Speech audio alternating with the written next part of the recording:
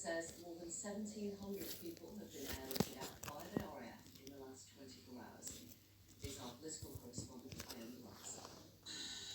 Days after President Biden said there's been no criticism from allies of his withdrawal of troops, in comes a scathing attack from the US's original ally back in 2001. You've now got this group back in charge of Afghanistan. They will give protection and succor to Al-Qaeda. You've got ISIS already in the country trying to operate at the same time. You look around the world and the only people really cheering this decision are the people hostile to Western interests. Tony Blair himself has come under criticism too for his role in Afghanistan. The world understands that whilst of course there are dangers in acting, the dangers of inaction are far, far greater. Now, does he have any regrets? And what would he say to families who lost loved ones? We went in there for very good reasons, and we achieved a lot thanks to those British and American and other armed forces over the last 20 years. What I'd say to them is the sacrifice was not in vain. That those 20 years, by the way, matter. It's not just former prime ministers that have had a pop at the US president. His own predecessor, Donald Trump, who signed the original withdrawal deal with the Taliban, levelled this attack at him to a rally of supporters. Biden's botched exit in Afghanistan is the most astonishing display of gross incompetence by a nation's leader, perhaps at any time that anybody's ever seen. Meanwhile, the race against time to get people out before the US deadline to withdraw troops by the end of the month continues. But Armed Forces Minister James Heappey says efforts to evacuate Britain's ineligible Afghans from Kabul are improving. The Taliban appear to now be marshalling people into separate queues for the US evacuation and for the UK evacuation, and that's making a big difference to the size of the crowds outside the UK gate, and allowing us to process people much more quickly. But while Downing Street here say the current Prime Minister is not criticising the US, pressure continues to build on Biden to extend his withdrawal deadline as fears grow that not everyone will get out from the airports in time. And Ione, what's been the reaction to Mr. Blair's comments?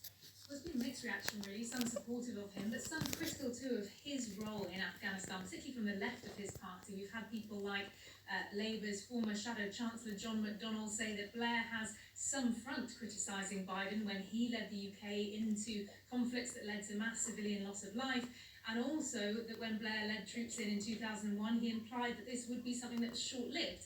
Now, the UK government haven't really responded to Tony Blair's claims today, but they have been emphasising over the last 24 hours that the PM hasn't criticised the US, that cooperation is still very important, that there is still a good relationship between Boris Johnson and President Biden. But I think, interestingly, on Blair's point about this not really being over and the need for us to stay in Afghanistan until everybody is evacuated, interesting to note that the Defence Secretary Ben Wallace also wrote in the Mail on Sunday today, repeating his point that he believes not everyone will be able to be evacuated in time, but also that the US would have the UK's full support if they decided to stay longer, potentially adding to some of that pressure facing President Biden right now to extend that 31st of August deadline for withdrawing troops, something that means something beyond which that airport, which is currently being used to evacuate people, eligible Afghans and also British citizens, wouldn't really be able to be used because the US are currently operating that airport. Thank you very much.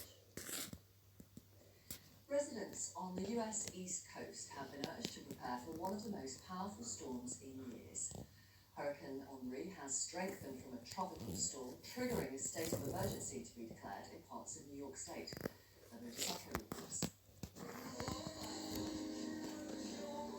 It was meant to be a celebration of New York's triumph over the worst of the pandemic. But at this star-studded concert, it was Mother Nature who stole the show. Thousands of people told to leave for their own safety. Please pay close attention to the following safety message. Due to approaching severe weather, all persons should move quickly and calmly to the nearest exit. Flash flooding has already hit, with up to 6 inches of rain and winds of up to 75 miles an hour expected. New York State Governor is urging people to move to higher ground. New York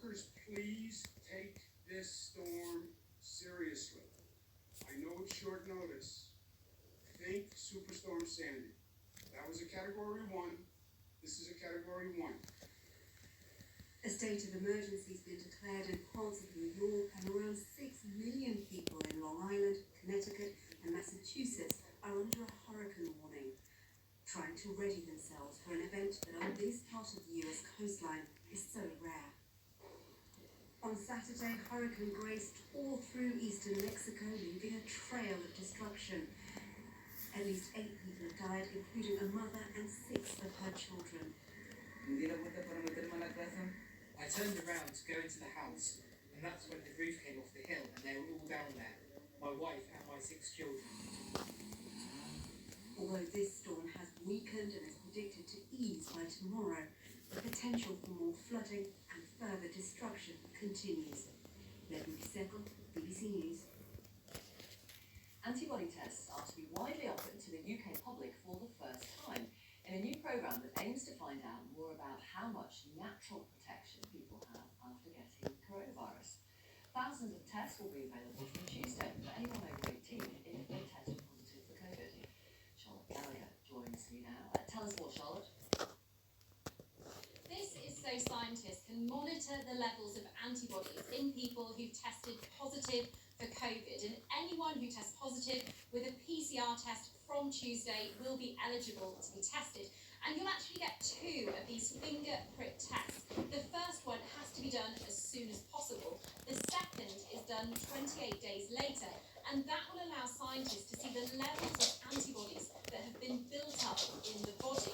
Now, it's not the first time these tests have been used during the pandemic, but they've been mainly for studies in hospitals and smaller scale studies. So this is the first time they've been rolled out to the general public.